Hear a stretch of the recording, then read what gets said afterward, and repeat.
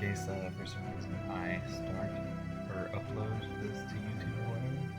What's up, people? I'm just, I see too many of these videos getting uploaded recently, where a lot of people, this game's free now. Well, I guess it was free till the 28th of January. But anyway, too many people just don't really know what they're doing. They start this game. This is the first 4X. I didn't even know what a 4X game was.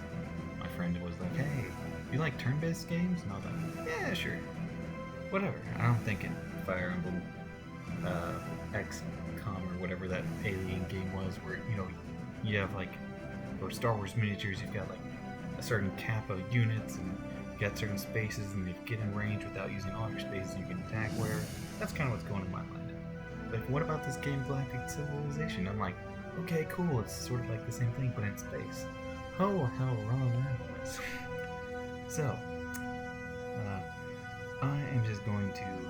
I'm going to load a game that I've recently done. This is testing new traits, and this is just a little bit to show a little bit of what not to do. So I did some crazy things, like putting a bunch of things abundant, and one of my traits is, what is it? I think it's adaptable. You start off with extreme colonization. I'm going to show you why that is not necessarily always a good thing. This is just a real quick tip of what not to do, and why you don't always want to do it. Being adaptable would be good, yeah? If you check, my approval rating is currently real low. I mean, I've got lots of different traits, and I'll probably show them to you in a different video. This is just a real quick tip of what not to do. So, I got a huge galaxy, I believe, with, I think 12 or 16, I don't care how many planets I have, but okay, yeah, 12. So there's 12 different ranks. As you can see, I'm low right now. And why is this? Over here, you can see I got some custom designs and stuff that I use. I mean, I got them offline. I didn't do them myself. I'm not that tech savvy. And yes, this was called Dexter, so it's like, Dexter's Lab, why not? Anyway, you see, this is an aquatic planet. Yeah? Now, if planets were not abundant, as I made, this would be great to have extreme colonization. You'd be able to get it, despite the fact that there's minus 50% raw production. You'd be getting a new planet. There probably wouldn't be multiple planets in this area. As you see, this does require extreme colonization, but it's like you can only have certain extreme planets. You can't have bacterial or toxic or whatever. So you can only have like aquatic, frozen, or barren. Those are the extreme colonies that you can do with the adaptable trait. Anyway, you'd be like, okay, yeah, I don't see what the problem is. It may see your approval ratings down. Well, this is why. We've got planet here, planets here, planets here, planets here, planets here, and planets here, and some more planets here. As you can see, there's a barren one that I could do if I wanted to. Now, the adaptable's great if these are seldom and you just so happen to run into an extreme planet. But if you have abundant planets and you decide to go for one like I did, they'll get screwed over. That's not so great. Because then your population goes thin, you get low approval ratings, you can't produce very much because you're trying to expand really quick because the rest of the AI is doing it because they're not making mistakes you are, even if you have it on easy like I do right now. So I'll probably end up abandoning this because, as you saw, the name of this was testing traits. So like, see, this is 49, this is 14. See, I could have gone here, completely ignored this planet, and I would have ignored this planet, and I would have been fine. But it didn't.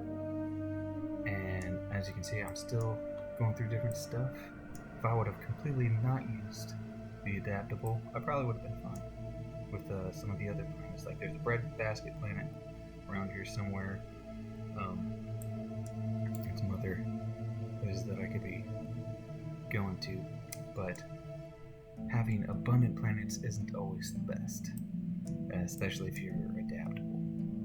Now, there's another problem that I created because of this. I was thinking, yeah, I need to be able to expand more because I don't want to have to just rely on these new planets. What I have inside here is a colonization ship where you take it to a new planet to colonize it. So you'll set up a population and start building on it. Only problem is, see how my population here is 1.2? I hit done. Here it is 1.6. Now, when you usually build a colony ship, it'll eject automatically, and the minimum that you can put on there is 1. So which is 1 billion people. You're probably thinking, alright, well, you've got more than 1 billion here and more than 1 billion here, should be fine. The answer is no. Unreserved colony population is less than the minimum ship load. So I didn't know this, and I've played a couple games already.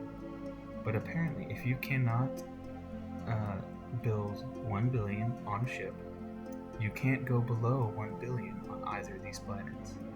So the 0.2 plus 0.6 does not equal 1.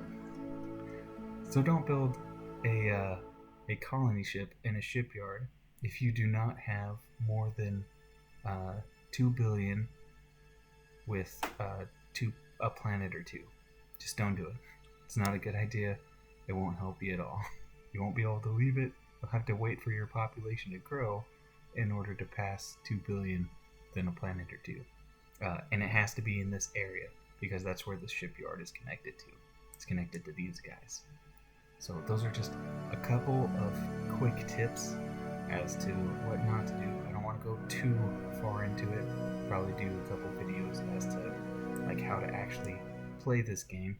But that's just a couple quick tips if you already know a little bit about building, about making ships, but sometimes you're a little bit confused on what to do.